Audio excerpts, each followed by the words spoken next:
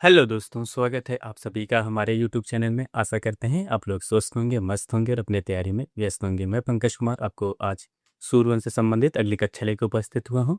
आज हम लोग जो सूर्यवंश के बारे में है उनके स्थापत्य कला के बारे में देखेंगे। साथ ही साथ उन्होंने अपने प्रशासन में कौन से सिक्के जारी करते हैं, उन सिक्कों के क्या नाम होते हैं और उसी के साथ साथ उन सिक्कों को किस नाम से जाना जाता था या उनका वजन कितने ग्राम होता था या कितने ग्रेन होता था जी। जिस भी पद्धति में वो सिक्के नापे जाते थे, ऐसे तमाम बिंदुओं के साथ हम लोग आज की कक्षा प्रारंभ करेंगे। कक्षा प्रारंभ करने से पहले हम लोग एक बात जान लेते हैं कि जो पिछली कक्षा में हमने क्या अध्ययन किया था, एक बार उसको रिवीजन कर लेते हैं। रिवीजन करने से आपको एक आसानी होगी कि जो आपको कोई भी बिंदु भूल रहे होंगे याद भी हो जाएगा।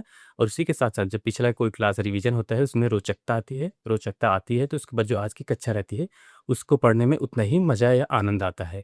इस वजह से हम लोग पिछली कक्षा में एक बार रिवीजन करते हैं। पिछली कक्षा में हमने क्या अध्ययन किया था। पिछली कक्षा की बात की जाए तो हमने उसमें पढ़ा था कालिंजर का युद्ध। कौन सा? कालिंजर का युद्ध। कालिंजर का युद्ध कब हुआ था बात करते हैं। कालिंजर का युद्ध होता है 1545 ईस्वी में। कब होता है? 1545 ईस्वी में। किन के बीच होता है? एक तरफ शेरशाह सूरी होते हैं, दूसरी तरफ राजा कीरतमल होते हैं। कौन होते हैं? राजा कीरत सिंह होते हैं। ये दो योद्धाओं में युद्ध होता है। इस युद्ध का परिणाम वही होता है जो शेरशाह सूरी के पक्ष में जाता है। इस युद्ध की बात की जाए तो जो शेरशाह सूरी होते हैं कालिंजर का किला को कई दिनों तक घेरने के पश्चात या कई दिनों पर उस पर डेरा डालने के पश्चात जब उन्होंने विजय नहीं मिल रहा था, तो उन्होंने अंत में एक ऐसी रणनीति अपने जो उनके पास अग्न्यास्त्र से उस किले की दीवारों पे गोला बारूद की बारिश करना शुरू कर दिए। और इस गोला बारूद के बारिश करने के क्रम में एक जो होता है अग्न्यास्त्र से जो गोला होता है, वो जो शेरशाह सूरी होते हैं, शेरशाह सूरी के पास रखे गए बारूद के ढेर में गिरता है। जब बारूद में के ढेर में गिरेगा तो जाहिर सी बात है वह अंत में ब्लास्ट करेगा। उस समय वह जब गिरता है उसके बाद वह ब्लास्ट करता है या कह सकते हैं विस्फोट होते हैं। विस्फोट होने के पश्चात जो शेरशाह सूरी होते हैं वो बुरी तरह घायल होते हैं। घायल होने के पश्चात भी वह युद्ध निरंतर जारी रहता है। जारी रहने के पश्चात अंत में देखा जाए तो परिणाम आता है कि जो शेरशाह सूरी होते हैं वो विजय प्राप्त करते हैं। जब ये सूचना शेरशाह सूरी को मिलती है तो वह शेरशाह सूरी की ये सूचना मिलती है कि वे कालिंजर के किला पे या कालिंजर राज्य पे आक्रमण करने के पश्चात विजय प्राप्त करनी है। ये सुनने के पश्चात उनके प्राण या कह सकते हैं उनकी मृत्यु हो गई, ये आपको बताया गया था। अब जान लेते हैं कि इसी युद्ध में कुछ आग्नेयास्त्र का या तोपों का प्रयोग किया गया था। वे कौन कौन से होते हैं आपको बताया था। पहले कालिंजर होता है। क्या होता है? कालिंजर होता है। दूसरा अरदा होता है और तीसरा तीसरा जो आपको बताया गया था मंजनीक होता है। कौन सा होता है? मंजनीक होता है। ये 3 आग्नेयास्त्र होता है जो कालिंजर के किले के आक्रमण के समय इस्तेमाल किया जाता है। इन आक्रमण के दौरान जो शेरशाह सूरी होते हैं, इसमें जो उपका जो आग्नेयास्त्र होता है वह स्वयं इसका संचालन कर रहे थे। किसका? उपका नामक आग्नेयास्त्र का संचालन कौन कर रहे थे? स्वयं शेरशाह सूरी कर रहे थे। ये आपको बताया गया था। उसके बाद उनके राजस्व व्यवस्था बताया गया था। राजस्व का मतलब होता है कहाँ से टैक्स या कह सकते हैं कहाँ से लगान प्राप्त किया जाता है। लगान की बात की जाए तो जो शेरशाह सूरी होते हैं उनके शासनकाल से पहले जो भी साम्राज्य चल रहा था या मुगल काल चल रहा था या दिल्ली सल्तनत चल रहा था, उसमें जो लगान की पद्धति होती थी, एक खराज होती थी। क्या होती? खराज पद्धति। खराज पद्धति में क्या होता था? जैसे आपका जितना भी उत्पादकता होता था, खराज पद्धति में क्या होता था? खराज पद्धति में होता था कि आपकी जितना उत्पादकता होता है, उत्पादकता का 1/3 अंश आपको लगान के रूप में दिया जाता था। जैसे आपको यहाँ अगर 100 केजी अनाज का उत्पादन हो रहा था, उसमें 1/3 भाग आपको देना होता था, मतलब 33.33% आप लगान के रूप में उसको देते थे। और इनके शासनकाल में कुछ नए लगान लगाए गए, जैसे खेत बटाई होता था, लंक बटाई होता था और रास बटाई। खेत बटाई का मतलब आपके फसल जो होती है खेत में, वैसे सीधा खड़ी फसल है, उसका लगान निर्धारित कर दिया जाता था। और जो लंक बटाई होता था, लंक बटाई में क्या होता था? जैसे आपका फसल है, फसल को उसके बाद आप काटेंगे, उसके बाद गट्ठर बनाएंगे, गट्ठर बनाने के पश्चात उसमें लगान का निर्धारण किया जाता था। लेकिन रास बटाई होता था। रास बटाई में जैसे फसल होगा, फसल का उत्पादन हो गया, उसको गट्ठर बना लिया, गट्ठर बनाने के बाद जब उसका अंतिम अंतिम रूप से जब वो फसल या कह सकते हैं अंतिम रूप से जब अनाज हो गया, अनाज जब आप अपने घर लाते हैं उस दौरान अनाज का निर्धारण किया जाएगा या कह सकते हैं लगान का निर्धारण किया जाएगा। हाँ, इसमें से इतना अनाज आपको लगान के रूप में देना होता है। ये 3 पद्धति होती है। कौन सी थी? खेत बटाई होती है, लंक बटाई होती है और रास बटाई होती है। ये पद्धति अपनाया गया था। और इसी के साथ साथ जो किसान होते हैं उनके ऊपर कोई अन्य, जैसे किसान जो वर्ग होता है उनके ऊपर अन्य लगान भी लगाए गए, जिससे कहा गया जरीबान। क्या होता है? जरीबान का क्या होता है? जो कर संग्रह से जो अधिकारी होते हैं जो कर का संग्रह वसूल करने आते हैं, उनको भी आपको लगान देना होता था। वह लगान कितना होता था? लगभग 2.5%। कितना होता था? 2.5%। भू राजस्व का सर्वेक्षण करते थे। आपकी भूमि इतना है, यह कह सकते हैं जितना भी आपके भूमि का सर्वेक्षण किया जाएगा, वो जो अधिकारी आते थे उनके टोटल उत्पादकता पे उनको 2.5% देना पड़ता था। और जैसे जो कर संग्रह करने आते थे, जैसे जो राजा के अधिकारी होते थे, अधिकारियों द्वारा जो कर संग्रह किया जाता था, उनको टोटल उत्पादकता का 5% आपको लगान के रूप में आपको देना होता था। क्या होता था, जैसे जो जरीबान होता था, जरीबान में जो कार्य आपका क्षेत्र होता था या कह सकते हैं भूमि होता था, उसके निरीक्षण करने के लिए जो अधिकारी होते थे वह 2.5% लेते थे। और महासिलाना जो होते थे वे क्या होते हैं, महासिलाना अधिकारी क्या होते थे, वे कर का संग्रह करते थे। जो कर का संग्रह मतलब आपसे टैक्स लेने आते थे, उनको भी आपको देना पड़ता है कितना, लगभग 5% आपको कर के रूप में देना होता था। ये आपको कल की कक्षा में बताया गया था।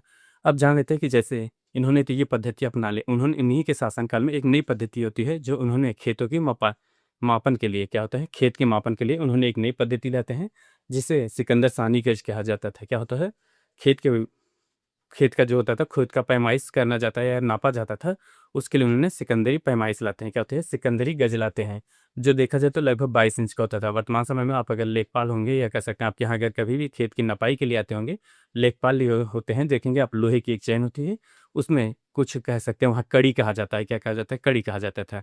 लेकिन जो शेरशाह सूरी होते हैं, इनके शासनकाल में क्या होता है, वे इंच में कह सकते हैं 32 इंच होती थी। एक कड़ी होती थी जो 32 इंच की होती थी, उससे खेत की मपाई की जाती थी। और जो ये 32 इंच की होती थी, कड़ी नहीं होती, या लोहे की छड़ नहीं होती थी, ये सन की डंडा होती थी। जैसे सनई नहीं होता था, सनई की लकड़ी से ये बनाया जाता था। कितना होता, 32 इंच का होता था। क्या कहा जाता था, सिकंदरी गज कहा जाता था। अगला बिंदु लिखिए। अगला पॉइंट है हमारा आज की क्लास का पहला पॉइंट होता है, सासूरी ने क्या होता है, शेर सासूरी ने, शेर सासूरी ने भूमि पैमाइश के लिए क्या होता है, भूमि पैमाइश के लिए, भूमि पैमाइश के लिए, भूमि पैमाइश के लिए क्या होता है, भूमि पैमाइश के लिए उन्होंने एक नई, भूमि पैमाइश के लिए, भूमि पैमाइश के लिए एक नई क्या होता है, एक नई पद्धति अपनाई, एक नई पद्धति, एक नई पद्धति अपनाए। नई पद्धति क्या होती है, उन्होंने उसे कहा जाता था सिकंदरी गज, सिकंदरी गज, सिकंदरी गज कहा जाता था। क्या कहा जाता था, सिकंदरी गज। ये सिकंदरी गज ये होता था, कितना इंच का होता था आपको बताइए, 32 इंच। आखिर जब ये बनाया गया, जो 32 इंच का होता था, किस चीज़ से बना होता था, लोहे का बना होता था। अब से कभी काल क्वेश्चन पूछ ले कि जो शेरशाह सूरी होते हैं, उन्होंने खेत की पैमाइश के लिए एक नई तकनीक लाते हैं जो सिकंदर सानी होती है। उस सिकंदर सानी की जो कड़ी होती थी या कह सकते हैं जन होती थी, 32 इंच की होती थी, वह किस लकड़ी से बनी होती थी। अभी तक तो जी, अभी तक फिलहाल ऐसे क्वेश्चन नहीं पूछे जा चुके हैं, लेकिन आने वाली संभावना कुछ भी हो सकती है। इस वजह से हर परिस्थितियों के लिए तैयार रहना जरूरी होता है। वो होता था सन की डंडी। क्या होती थी, सन की लकड़ी की, या कहते हैं सन की डंडी की बनी होती थी। ये होता था, क्या होता था, सन की डंडी से बनी होती थी। पैमाइश के लिए उन्होंने क्या करते हैं, भूमि पैमाइश के लिए उन्होंने एक नई पद्धति अपनाते हैं। वो पद्धति कौन सी होती है, सिकंदरी गज होती थी। क्या होती थी, सिकंदरी गज होती थी, ये याद रखिएगा।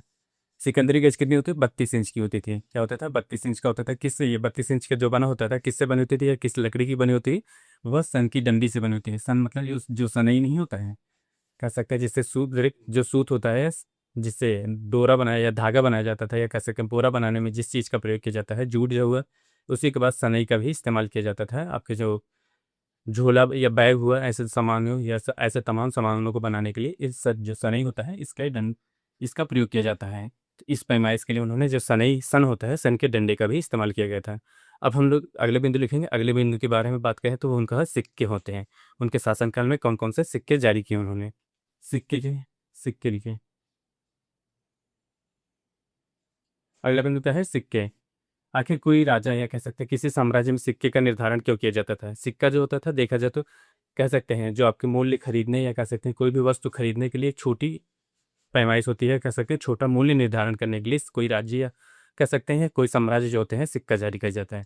जैसे हम कोई वस्तु ले रहे हैं, जैसे कम दामों में, जैसे 1 रुपये होगा या 2 रुपये होगा, ऐसे जो छोटी मुद्रा होती है, कह सकते हैं छोटे मूल्य होते हैं, उनके लिए कोई भी प्रशासनिक विभाग होता है वह सिक्का जारी करता है, सिक्का जारी किया जाता है। तो उस समय देखते हैं जैसे जो शेरशाह सूरी होते हैं, उनके शासनकाल में किस तरह के सिक्के चलाए गए थे।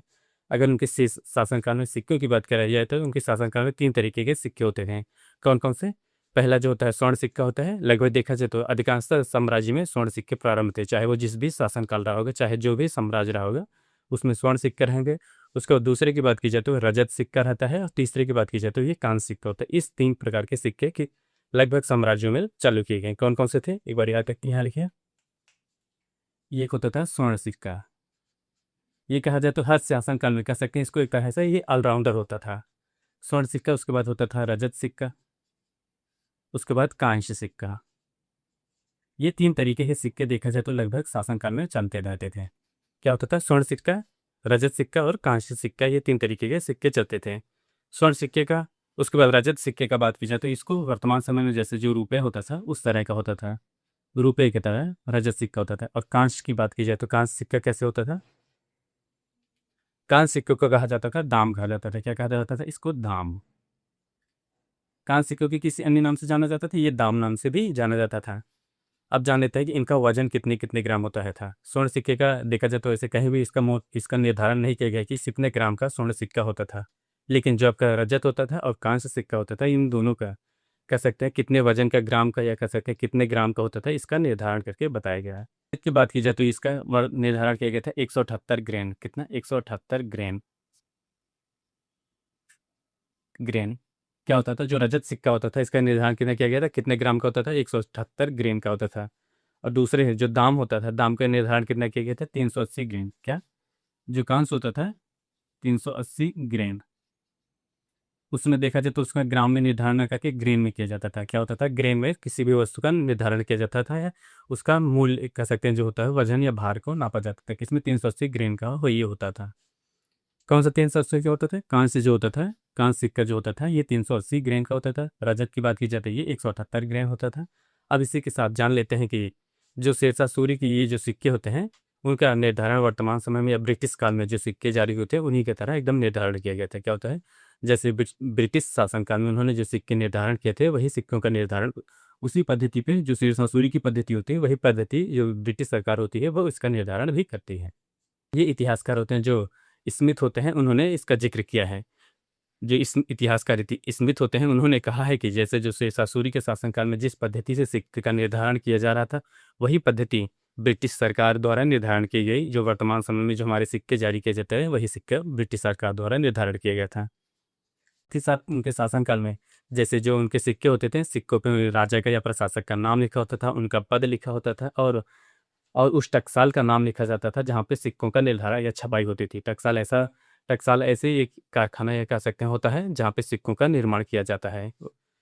क्या होता था, सिक्कों पे क्या होता था, राजा का नाम लिखा होता था और उनका पद लिखा होता था और उस टकसाल का नाम लिखा होता था।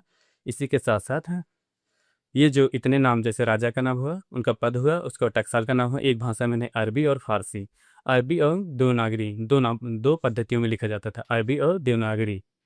जैसे वर्तमान समय में सिक्कों पे देखेंगे आप, जो आपका सिक्का होगा 1 रुपये का सिक्का होगा उसमें 2 भाषाओं में लिखा होता है, एक तो हिंदी लिखा होता है, दूसरा अंग्रेजी निर्धारण किया गया 2 भाषाओं का। लेकिन उस समय क्या होता था, अगला बिंदु लिखिए, यहाँ पे अगला बिंदु लिखिए, अगला बिंदु हो गया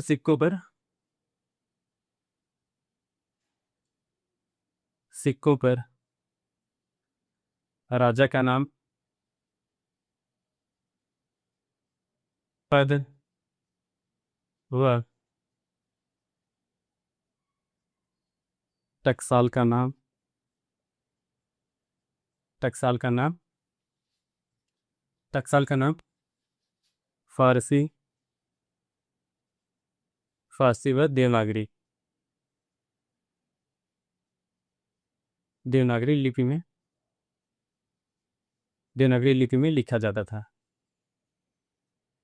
लिखा जाता था। ये याद रखिएगा आपसे कि कभी कल कुछ पूछ ले कि जो सिक्के होते थे, जो शेरशाह सूरी होते हैं, उनके शासनकाल में जो सिक्के प्रारंभ किए गए थे वे सिक्के किस भाषा में, या उन सिक्कों पे कौन कौन सी भाषाओं का अंकन किया गया था या निर्धारण किया गया था, वह कौन सी भाषा होती है। यहाँ पर देखिए फारसी की जगह अरबी होता था, सॉरी यहाँ फारसी की जगह थे, अब अरबी, क्या होता था, अरबी भाषा का, अरबी भाषा होती थी। 2 भाषाएं होती थी उन सिक्कों पे, कौन सी 2 भाषा होती थी, अरबी होती थी और देवनागरी लिपि में। क्या होता था, अरबी और देवनागरी 2 ऐसी लिपि थे जो उनके सिक्कों पे इसका निर्धारण किया गया होता था। ये होता है। उसी के साथ साथ अब हम लोग जानेंगे, ये तो उनका जैसे हम लोग पढ़े अभी तक क्या पढ़ते हैं, उनके राजस्व के बारे में पढ़ते हैं, राजस्व कहाँ कहाँ से प्राप्त किया जाता है। उसके बाद उन्होंने अपने राजस्व में या कह सकते हैं अपने प्रशासन में संचालन के लिए कौन कौन से सिक्के निर्धारण करते हैं। अब जान लेते हैं कि उनकी जो सैन्य व्यवस्था होती है उन्होंने किस किस तरह की कौन कौन सी सैन्य व्यवस्था होती हैं। थल सेना होती है, जल सेना होती है, वायु सेना होती है, कोई अन्य सेना होती है, ऐसे तमाम जो वर्तमान समय में देखा जाए होती हैं। तो क्या उस समय भी जो शेरशाह सूरी होते हैं उनके शासनकाल में भी ऐसे तरीके की कोई नई तकनीक है उस समय भी अपनाई जा रही थी या नहीं अपनाई जा रही थी। ऐसे तमाम बिंदुओं के बारे में हम लोग देखते हैं। अगले लिखिए सैन्य व्यवस्था। सैन्य व्यवस्था क्या होता है? सैन्य व्यवस्था देखा जाए तो उस समय कितने प्रकार की सैन्य व्यवस्था थी। अगर बात की जाए तो जो सेनाएं होती थी, जो एक कुछ सेना होती थी जो पैदल चलती थी। आगे देखेंगे जैसे आप कभी कभार मूवी देखेंगे या कह सकते हैं वैसे भी देखेंगे, कुछ सेना होती है जो पैदल पैदल केवल चलती, जैसे आप रामायण देखा होगा ना। कुछ सेना उसमें जो पैदल होती थी वह केवल पैदल ही जाती थी, पैदल थे उनके हाथ में, किसी हाथ में तलवार होता था, किसी के हाथ में भाला होता था। उसी के साथ साथ सुरक्षा के लिए एक बड़ा सा तक, एक बड़ा सा कह सकते हैं गोला सा राउंड का होता था, उसके जिससे वे सुरक्षा करते थे। एक होता था ये पैदल वालों के पास होता था। उसके बाद कुछ सेना होते थे जो घुड़सवार होते थे। क्या होते थे? घुड़सवार होते थे, या हाथी भी कोई चलता था। ऐसे तमाम जो होते थे सैनिक होते थे। क्या होता था? पहला लिखे घुड़सवार सैनिक, घुड़सवार होते थे ना, घुड़सवार सैनिक। फिर उसके बाद कुछ होते थे पैदल चलते थे, पैदल सैनिक, पैदल चालक सैनिक। क्या होता है? पैदल चालक सैनिक। क्या हुए? घुड़सवार हो गया, पैदल चालक हो गया। उसके बाद इसी में कुछ सैनिक ऐसे होते थे या जो राजाओं के एकदम राजा के पास होते थे, उससे होते थे हाथी से, हाथी चाल हाथी सैनिक, हाथी चालक सैनिक, चालक सैनिक। ये हाथी पे बैठ के ये कह सकते हैं युद्ध का संचालन करते थे। युद्ध लड़ने के लिए अपने आप को हाथी से, जैसे कहते हैं ना हर तरीके के लोग सैनिक होते हैं। जैसे जो घुड़सवार होते हैं जब उनकी ट्रेनिंग हो जाती है, ट्रेनिंग की जाती है, तो वो घोड़े पे बैठकर युद्ध की रणनीतियाँ और उनको संचालन करने में उस किस तरह की रणनीति अपना जी अपने घोड़े को किस तरह कंट्रोल किया, जैसे तमाम प्रकार के उनको अभ्यास कराए जाते थे। ये होता रहा। घुड़सवार हो गए, पैदल हो गए, हाथी हो गए। अब उसके बाद जब शेरशाह सूरी की बात की जाए तो शेरशाह सूरी की मृत्यु होती है तो अग्न्यास्त्र की वजह से, जबकि उनके जब अग्न्यास्त्र था तभी वो युद्ध में इस्तेमाल कर रहे थे। जब युद्ध में इस्तेमाल कर रहे थे उनके सैनिकों में भी रहा हो गया, सैनिकों के पास भी रह गया। क्या होता था? अगला होता था तोप खाना। तोप खाना, ये देखा जाए तो जो चार तरीके के होते हैं उनके यहाँ सैनिक होते थे। एक तो पैदल सैनिक होते थे जो पैदल ही युद्ध में भाग लेते थे। दूसरे होते थे घुड़सवार होते थे, वे घोड़े पे बैठ के युद्ध लड़ते थे। तीसरे होते थे हाथी पे बैठ के युद्ध का निर्धारण या युद्ध लड़ते थे। और जो चौथे सैनिक होते थे वे तोपखानों का नियंत्रण करते थे, तोपखानों का संचालन करते थे। ये चार तरीके के देखा जाए जो शेरशाह सूरी होते हैं उनके शासनकाल में ऐसे चार तरीके के सैनिक हुआ करते थे। अगला बिंदु लिखिए।